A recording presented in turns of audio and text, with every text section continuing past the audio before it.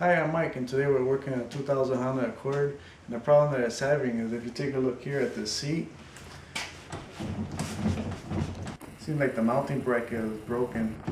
So we're gonna have to get it out of there and take a look at it. It's real hard to see exactly what's going on with it while it's installed, so I'm gonna have to remove it from the car and I'll look at the bottom of it and see what's going on with it. The seat has 4 mounting bolts. They're 14 millimeter. There's 2 in the front and there's 2 in the back.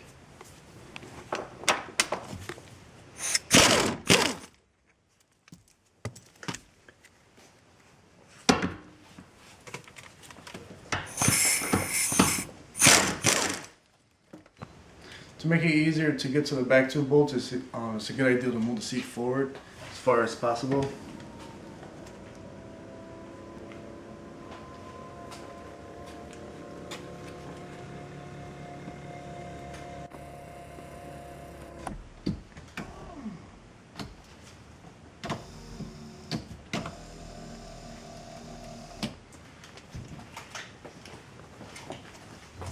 Okay, once you get your seat moved forward, it has these 2 plastic covers covering the bolts. You just want to remove them.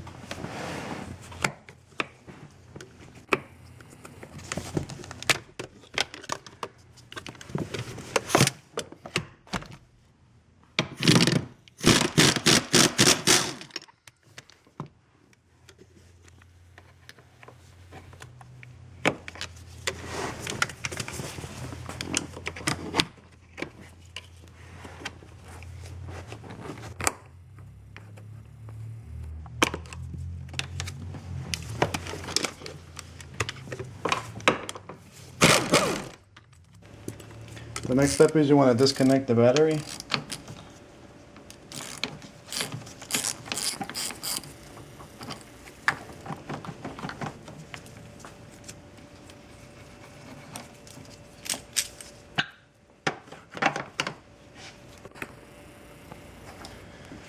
One step that you do want to do before you disconnect the battery is move the seat all the way back. It'll make it easier to get to the connectors on the bottom. But before you disconnect them, make sure you disconnect the battery because this seat does have an airbag attached to it.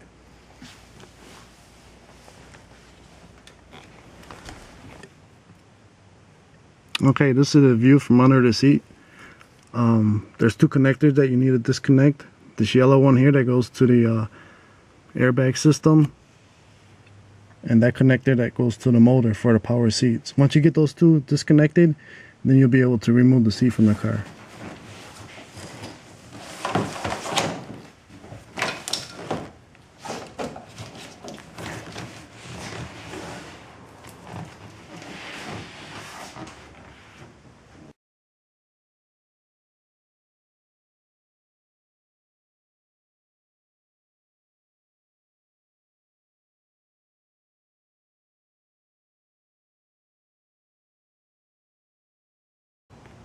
After I removed the seat, upon inspection, this is what I found. It looked like a cracked weld, and I think that's why the seat was loose.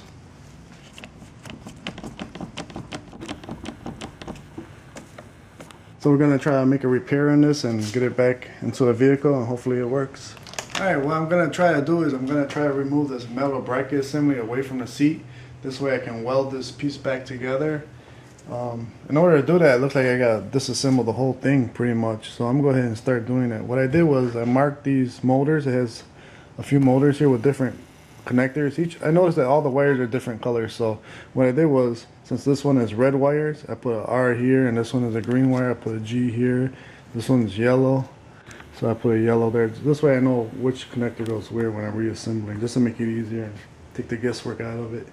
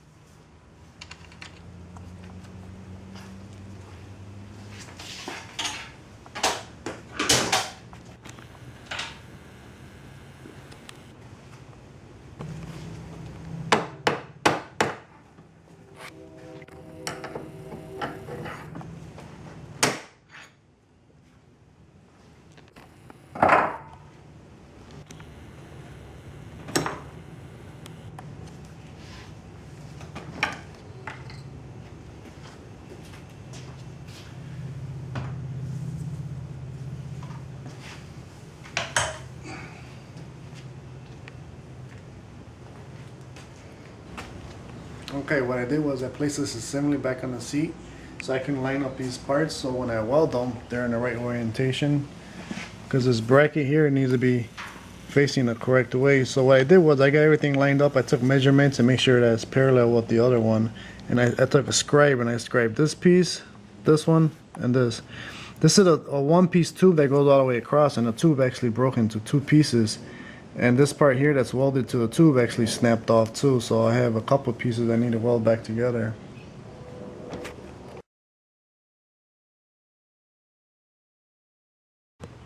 Alright, so I removed this thing from the seat, and here's the pieces that broke. This is part of the tube that runs across here, and originally it was one piece and it just snapped. And this weld, they only welded it on one side and only half of it was actually welded, and it just ripped apart. This thing is like torsion, it has a twisting torque on it, and I guess it just twisted it and snapped it. So what I did was I found a 7/16 bolt that just barely wouldn't fit through here. So what I did was I took a 7/16 drill bit and I drilled through here. It only took off a few thousandths of an inch. And also I cleaned it up in here with the drill bit. A reamer would have been a better way of doing it, but I don't have one, so I just use a drill bit and it works fine. Just make sure you secure this piece into a vise because you don't want to hold it while you're drilling, because you might get hurt. So after that, what I did was I'm going to assemble this like this, place the orientation correct, and tap it in, and it fits real snug. So it actually serves two purposes. It'll keep everything in a nice alignment, and also I think it'll do a good job at reinforcing it so that this problem doesn't happen again. So the next step is I'm going to clean these up on the grinder a little bit, get them ready to weld it.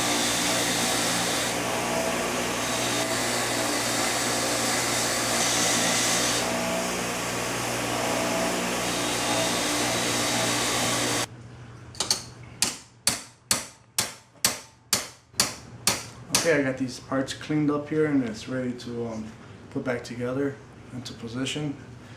I tapped this bolt in there. It fits nice and snug, so it should make a nice solid foundation for this.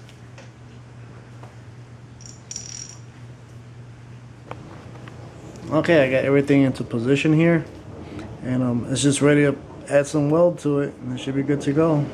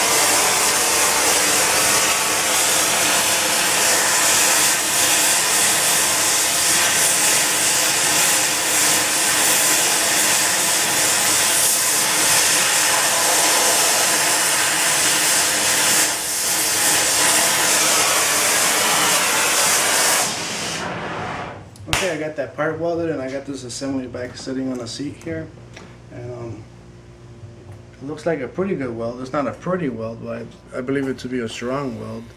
So this should be a good fix. The rest of it is just putting all these parts back together.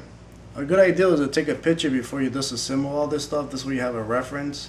If you don't take a picture, you can always refer to this video, take a look at it, and so you can get an idea of how things go back together. Then you're going to want to install it in the vehicle and test it, and hopefully it works. Okay, we got the car seat back in the car. Everything's connected. Seems like it's a solid repair. If you decide to tackle this job and you don't have a welder, you could always take it to a welding shop or a fabricating shop, and maybe they'll weld it for you for a small fee. If you decide to do this, good luck.